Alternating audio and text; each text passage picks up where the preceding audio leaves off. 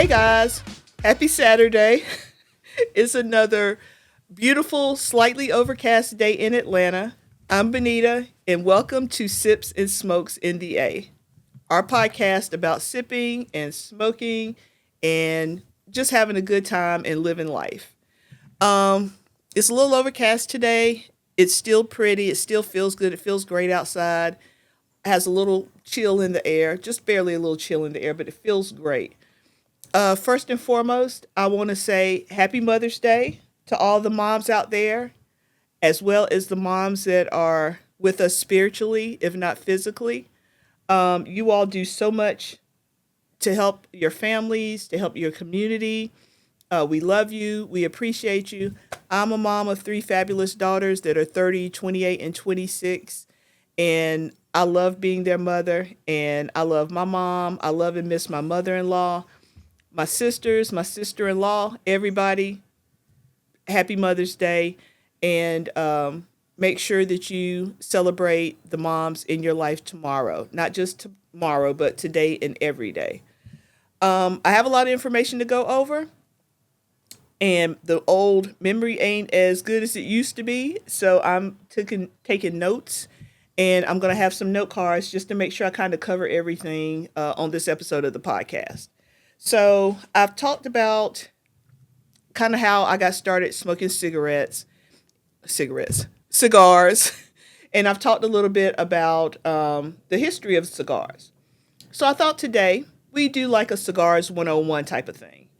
Um, there are people that have questions about cigars, don't know who to ask, don't know what to ask, and I'm just going to go over some of the basics. My drink for today, I just felt like a good old fashioned beer. So got me a Coors Light in a frosted mug, and then we're going to have some Liga Privadas, number 9. It's a small, thin cigar, has a nice flavor, and I'll probably smoke 2 of these. I don't know whether or not I could smoke on YouTube yet, so I haven't tried that yet. So that's why I've just kind of been showing y'all the cigar that's going to be my smoke for the day. Okay, so let's get into it. Cigars 101.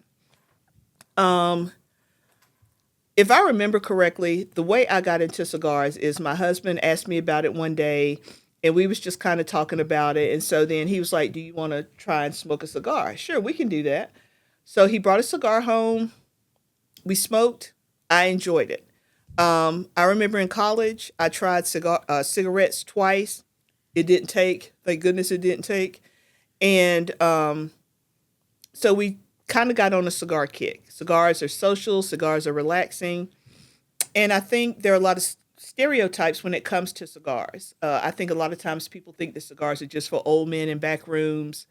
Women enjoy cigars too. And the black cigar community is growing. I think the more older people are getting into cigars as they are retiring, they're relaxing. And cigars is just, as I've said before, it's just a whole vibe. Okay. So there are 3 parts to a cigar. You have the wrapper, which is, and I guess I should have brought out a bigger cigar. You have the wrapper, which is the hole that surrounds the cigar. You have the binder, which holds the cigar together. And then you have the filler. That's the tobacco that's inside of the cigar. Now, this one has a very, very nice aroma to it. It smells exactly how I think a cigar should smell. It just has a very, very nice scent to it. So those are the 3 parts of the cigar. You have the wrapper, which is what is holding the cigar together. You have the binder, which is within the cigar, and that keeps the tobacco together. And then you have the filler, which is the tobacco inside. Okay? And then you also have handmade cigars versus made cigars. I honestly don't know if this is handmade or machine made. At this point, it really don't matter since it's been purchased and it's here. I would guess this was probably machine made. But a lot of times cigars are handmade.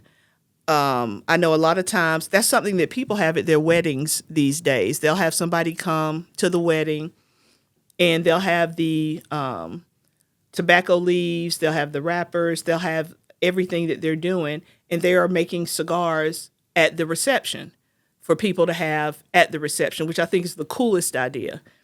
I know my best friend Patty, when she had a party for her husband when he turned 50, she had a cigar bar set up. She didn't have anybody there to put the cigars together, but she had a cigar bar set up. And I think a lot of times people have somebody to come and set up and do that at corporate events, at sporting events, like if you're having some type of football party or like a championship party at your house or whatever, or a special event like a wedding or a birthday party.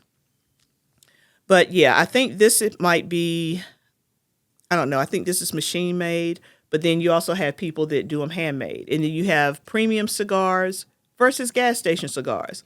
Now, I'll be honest, you could pay $50 for a cigar, no problem. But that doesn't guarantee that you're going to like the taste. That doesn't guarantee that you're going to like what the cigar offers you as far as ambiance. A gas station cigar, I've smoked a cigar that was $4 last year. One of my coworkers gave me one. And when I tell you that was probably one of the best cigars I've ever had, I wish I could remember the name. I know I probably kept the label because I knew I wanted to buy some more, but I cannot remember the name off the top of my head. So you really just have to go with what you like. Some people like to be bougie and buy the more expensive cigar, but it's not particularly a cigar that they like. And then some people like to say that a cheaper cigar is a bad cigar. That's not the case either. You kind of just got to go with what you like and the particular cigar that you like. Okay? So, next we're going to go to the types of cigars. Now, there are a lot of different cigar shapes. You have the pyramid, you have the torpedo, but then you also have Robusto, Toro, Churchill, and Corona. Okay? So the Robusto is shorter and thicker. It's about 5 inches, and it has a fuller smoke and a short flavor. A strong flavor. We've smoked some that are that size. You have the Toro. It's similar to the Robusto, but it's longer, 6 inches or so. A smooth balance between smooth and intensity. Then you have the Churchill, which incidentally is named after Winston Churchill, the Prime Minister of the UK, Nobel Prize winner. Those are thick and long. They're 7 inches or so, and you have gradual flavor development with those. And then you have the Corona. It's medium length. It's about 5.5 inches or so, and it's considered the classic cigar size. So like I said, there are lots of different shapes of the cigars, but the Robusto, the Toro, the Churchill, and the Corona are considered like the four classic ones, the four classic shapes. And then you have strength levels. You have mild cigars, you have medium cigars, and you have full-bodied cigars. This one I would consider a mild cigar. I don't know if it's because I've been smoking cigars for so long that I would consider this mild, but it's not very strong. A mild has low intensity and smoother on the palate. It's good for beginners. It's considered creamy or smooth. This one is really nice. It just has that classic cigar scent to me. Then we also have a medium. It's more of a balanced flavor and richness, more complex, a little bit spicier. Cigars that have a medium strength are usually something that reminds you of cocoa or earth tones or maybe espresso. Okay. And then we have the full body cigars. They have like a high nicotine impact and dense smoke character. It's intense with long lasting flavor, and things that remind people of a full bodied cigar is dark chocolate, black pepper, or leather. So there are all types of cigars, all type of cigar shapes, and all type of cigar strengths. Smoking the cigar. Now, the first thing you want to do when you're getting ready to smoke your cigar, at least the first thing that we do, is you cut the tip. Like this right here, the tip of it, we don't have, you need to be able to, you need to be able to, I don't want to say suck on the cigar, but I mean, that's the only word I can come up with. you need to be able to inhale the cigar, I guess would be a nicer way to put that. So there are three types of cutters. You have a guillotine cutter, you have a V cutter, and you have a punch cutter. Now this is our V cutter. Uh-oh. This is our V cutter. And you put it in, you do like that, and then there's like a V shape in the cigar for you to be able to inhale. And then you have the guillotine, and that's one, well, this is kind of like a guillotine too, but it goes down like that and it cuts straight. And then there's one called a punch cutter. We've never had a punch cutter. I actually had to look up and see what that is. And a punch cutter just removes a circular piece from the top of the cigar. There's like a circle in it, I guess. So lighting it. Lighting the cigar, you want to do something called toast the foot, which that's when you kind of just light it, turn it a little bit on each side. So that way you have an even burn. One thing that irritates me is when you see one side of the cigar burning and then the other side is like it's burning on this side, but this side is still the wrapper on it. I like an even burn, and then I'll always try and cut it to make it even. So that's called toasting the foot. It creates an even burn. It prevents one side from burning more than the other side, and it improves the flavor. Let me put this out real quick until I get back to that later. Okay. You've picked your cigar, you've cut your cigar. What next? Now you're going to smoke the cigar. You don't smoke a cigar the way you smoke a cigarette. You like I see people smoking a cigarette, and then as soon as they finish with the cigarette, they're putting another cigarette up to smoke it. It's not like that. Smoking a cigar is meant to be experienced through the palate, the tongue, the nose, and the aroma from the cigar. And so what you want to do is don't inhale. Well, let me take that back. You inhale the cigar, but you don't treat it like a cigarette, meaning you're not, gosh, what's the best way to put it? You're not inhaling just to take it into your body. You're inhaling it to enjoy the aroma, to enjoy the intensity, to enjoy the flavor, and then you exhale it. Because like I said, it's to be experienced. The aroma, your tongue, your palate, all that good stuff. And there are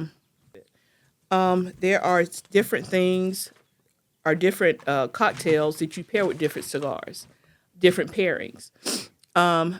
I like to drink cognac with my cigars, but like cocktails that people normally pair with cigars. You have your old fashioned, an espresso martini, a whiskey sour, or rum punch.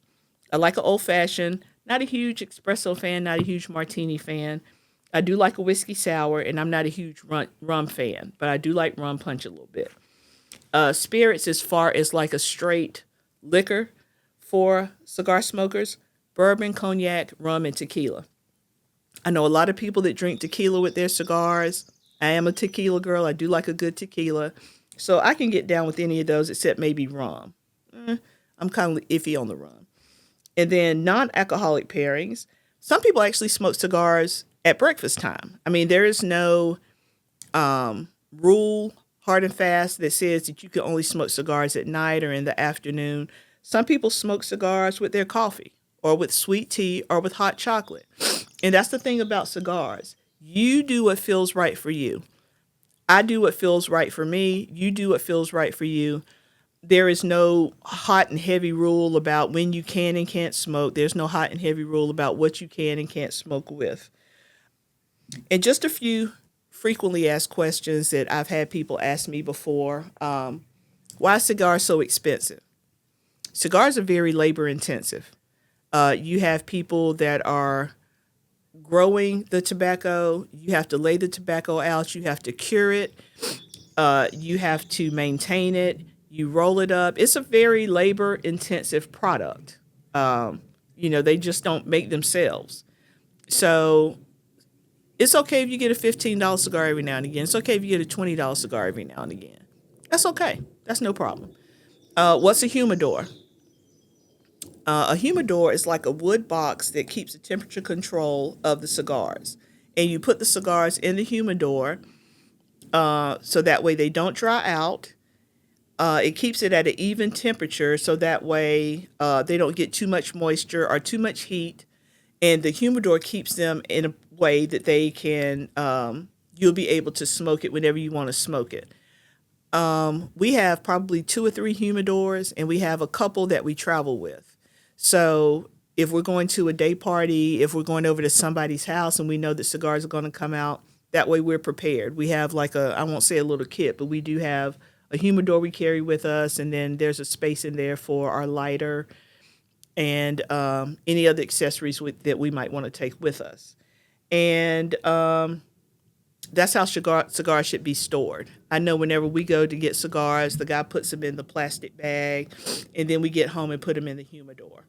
And that's where they stay until we are ready to light one up. So, did I cover everything I wanted to cover, I believe? Yeah, I think I covered everything that I wanted to cover. Why we got into cigars, breaking the stereotypes, what is a cigar, the 3 parts, the types of cigars, smoking the cigar, cocktail pairings with the cigar, and a few frequently asked questions. Now, at some point, we're going to open it up where people can call in and ask questions. We just haven't done that yet, but we're going to eventually get to that. But before I go, I want to do a few shout outs. First of all, once again, to my wonderful production crew, we have the J-Dub, we have the Tommy. Thank y'all again so much for helping me out with this. Y'all have been fabulous in helping me out with this, and I really do appreciate it. I've had a couple people ask me about my hair, also done by the fabulous J-Dub. She did the twist, and these are about 3 weeks old, and it still looks fabulous. So y'all see what she's working with.